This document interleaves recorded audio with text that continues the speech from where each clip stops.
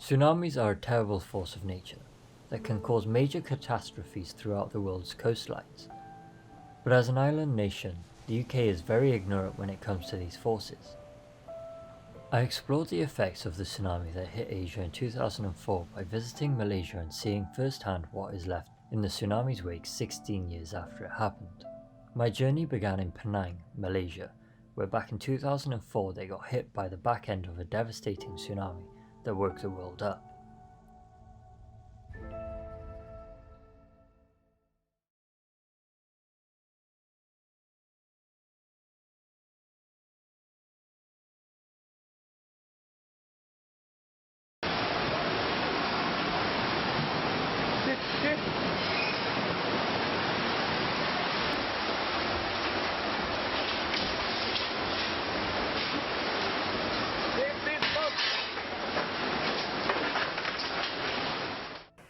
I walked along the coastline to see if I could find anyone who could tell me about the event firsthand, and to see if they have prepared themselves in the event of another tsunami. First of all, they were shocked. Second is that they were finding ways to overcome the shock because we have not prepared for this kind of natural disasters. We've been coming to Malaysia, especially to Penang, for over the past 30 years and experienced the aftermath of tsunami, which was quite horrendous, and it was all quite an experience. And now we know people that were involved in it, that saved many lives, and to talk to them now still brings tears to their eyes. I've seen and heard firsthand about the devastating effect of tsunamis. I wanted to find out more. Professor Simon Hazlitt, who has studied the Asian tsunami, explained to me what tsunamis are and what causes them. A tsunami wave is a long wave. That is a wave that has hundreds of meters, if not kilometers, between the crest of the first wave and the crest of the second wave. And tsunami are created not by the wind like normal waves, but through a displacement of the sea. And that can take the form of the seabed going down, which could be due to an earthquake under the ocean. It could be due to a submarine landslide where a package of sediment slips down from the shelf, the continental shelf, into deeper water, and that creates a tsunami. But it could also be where perhaps an asteroid might hit into the ocean and causing a huge tsunami, a bit like throwing a boulder into a pond and seeing the ripples emanate from that. The 2004 tsunami was the first pan-oceanic tsunami that we'd experienced in modern times, and actually it woke society up to the hazard that is represented by tsunami.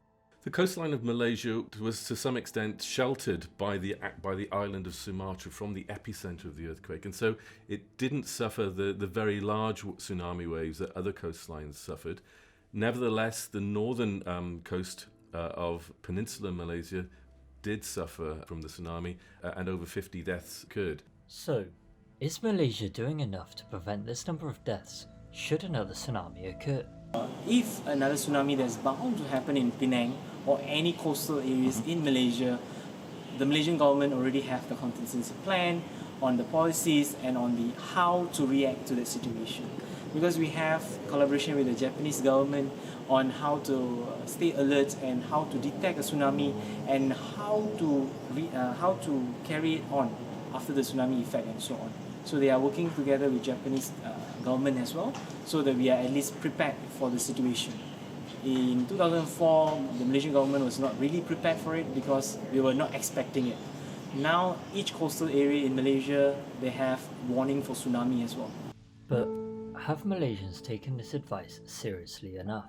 Education about tsunami hazards wasn't very well known at the time. When you walk around the coastline in Malaysia, of the island Penang, for example, you still don't see information helping beach users to understand the risk from tsunami. And I think that is a simple solution to help the public understand the risk and to know what to do if a tsunami is approaching. Here in the UK, we seem to avoid huge natural catastrophes that occur elsewhere in the world. But are we safe from tsunamis? Tsunami have occurred in the UK, and we have evidence and historic records for a number of tsunami. There's a famous one from the 18th century from an earthquake that was generated offshore Portugal that hit Lisbon terribly. Thousands of people died, and the coast of North Africa.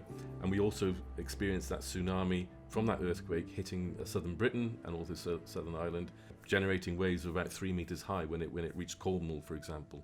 But we have other examples of potential tsunami in the UK in the historic period, including one that I've researched in the year of 1607 that may have affected the Bristol Channel. From the accounts, we estimate that over 2,000 people perished in that event, which does make it the worst natural disaster that Britain has ever experienced. And yet that event has been quite forgotten. If that similar event happened today, it would be striking against a more heavily populated area with the cities of Bristol and Cardiff and Newport, as well as the other major towns and cities like Swansea. The impact would be far greater in terms of economic impact. Hopefully, we would mitigate against fatalities as far as possible, but nevertheless, it would have a huge economic impact and on the infrastructure of roads and rail throughout the region. The 2004 tsunami was a wake-up call for the globe about the risk from tsunami. We raised the question, is southwest Britain at risk from tsunami? Which of course it is. All coastlines around the world are at risk from tsunami. It's just the frequency and the magnitude at which those events then occur. We still don't have a tsunami warning system in the northeast Atlantic. Other areas around the world have implemented a tsunami warning system to better warn residents that live along the coast if a tsunami was approaching and what to do if indeed a tsunami did hit the coastline. As an island nation, the risk of tsunami is lower than elsewhere. We don't live near an earthquake zone, but nevertheless we have tsunami generating hazards in the North Atlantic. We have a continental shelf that's very steep, in which landslides could readily slip down into the deeper ocean, creating local tsunamis. We have volcanic islands down the mid-Atlantic, from Iceland, the Azores, the Canary Islands, and some of those islands are known to be unstable because earthquakes sort of breathe in and out as magma comes in to fill the chambers below these volcanoes, and that can push and destabilize the flanks of volcanoes, creating potential landslides, big landslides into the ocean that could generate tsunami. I decided to contact DEFRA, who is in charge of our flood defences, to see if what Simon said about not having a warning system was true. They contacted me back with an email stating that they have a 3-step escalation in the event of flooding and confirmed my fears that we don't have a tsunami warning system, as we aren't likely to get one. But with sea levels rising, is it okay to be so lax? Only time will tell.